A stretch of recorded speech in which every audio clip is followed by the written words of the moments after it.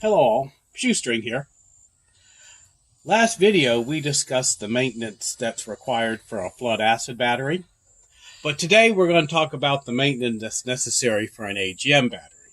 Yes, maintenance for a maintenance-free battery, and we're going to talk about it. It's true AGM batteries require less maintenance than the flooded acid batteries do, but it's simply not true that they're maintenance-free. There are some important tips you have to take to keep your battery happy and working. And we're going to talk about some of those. So let's talk about the first tip, which is keep your battery charged. That's one of the most important things you have to do with these batteries. Flood acid as well. These batteries are important. So if you have a regular battery, this is just a small 35 amp hour battery I got from Harbor Freight.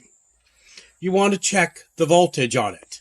Best way to do that is, of course, with a multimeter. This is also one I got from Harbor Freight. I'm pretty sure it came from Harbor Freight. Anyway, we're going to turn it on. We're going to take red to red and black to black. And it's at 13.0. Hopefully you can see that. 13.0. So it's charged up and ready to go, but we still want to make sure it's all the way charged before we use it or before we store it. And one of the main ways to do that, of course, is with a battery charger. This is also from Harbor Freight. Today it appears we're going to just do a Harbor Freight day. If you look down, most battery chargers will have a switch that will say either AGM or regular. In this case, we're doing AGM, so make sure your battery says that. And we're going to have it at trickle charged. Trickle charged because the battery is already charged, but we want to get it just as high up as we possibly can. All batteries will go much higher when you're initially charging them, then they'll drop back down.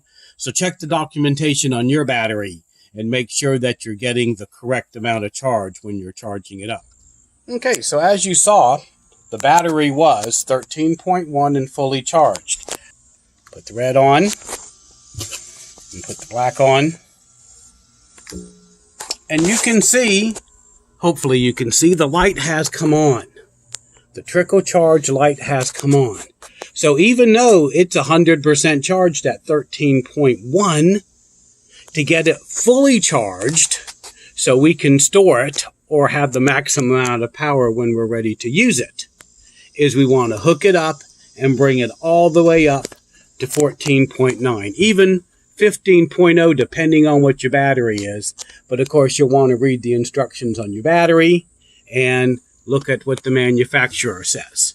But I wanted to show you that even with the battery being fully charged, it will still take a little more. That's why we do it once a month. The other way, of course, is connect it to your solar. Here's a regular charge controller, right? And you also hook it up to the battery and the solar panels, and it will charge it. Either way you're going to do it, you want to make sure you keep the battery charged all the way up, okay?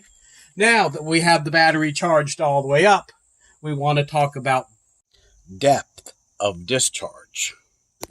It's important that your depth of discharge doesn't go down too low. Okay? So, and you are looking at the chart here.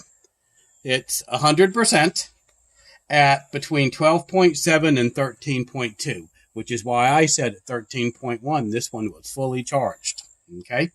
You go down the chart, you can see 12.4 is 75, 12.2 is 50, and Shoestring always says stop at 12.1. Your battery gets to 12.1, you stop using it, unless of course it's an emergency, but generally you stop using it and charge it back up. Because anything below that, 12.0, is going to be 25%, and of course 11.8 is totally discharged, at which case you will destroy the battery. And we don't want to do that. Okay, so overcharging also can kill a battery, which is why you want to make sure you have a charge controller on these. Don't charge it up straight from the solar panels. You could very well damage your battery. And these things are way too expensive. to do that. Okay, that's our first tip, to keep the batteries charged. Second tip is keep the battery clean. You want to keep your connections on rust-free. You want to make sure it's nice and clean, and you want to make sure your battery's always in good condition. So check it out and make sure it's okay. Also, even though these are sealed, our next tip is keep these ventilated. Now, not as bad as flood acid. You don't have to keep it ventilated all the time. In fact, these can even come in the house. But you have to make sure that they're nice and clean and your battery connections are tight. If you're going to use screws, make sure they're really tight. Or you can use what most people do, which is standard clamps, which also very easy. Put on nice and tight. So, keep the battery clean. Keep your connections nice and tight. And ventilation. Make sure, especially when you're charging it up. So while the AGM batteries release substantially less gas during use, the emissions are not completely zero. You want it someplace where it will ventilate. Our last tip is going to be about storing your AGM battery. AGM batteries are designed to hold their charge, unlike flooded batteries that has to be charged all the time. Sometimes these will hold their charge for months, even while not in use and stored on a shelf. But they don't hold it indefinitely. So an important part of your maintenance is to check the battery state of charge on a regular basis. Shoestring recommends a monthly check and charge to make sure the battery remains fully charged. And you can use it on an instant notice. Remember, the power company is not going to send you a 24-hour notice that you'll be losing power in a storm, so you can run and charge your battery up. This isn't going to happen that way. So you want to keep your batteries ready to go where you can respond at any time. Storing your AGM battery in a hot environment also shortens its life, so try to put it somewhere in a cool environment. AGM batteries prefer that. And yes, AGM batteries can be moved. If you need to store them on their side, you can. That's not going to be a problem. So, these AGM batteries have substantially less maintenance than the flood, but you also need to look after them.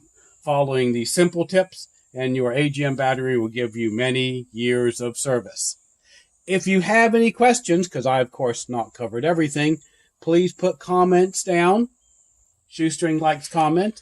So if you like these type of videos and they're helpful, please, of course, subscribe, click that notification button, and like. Shoestring out.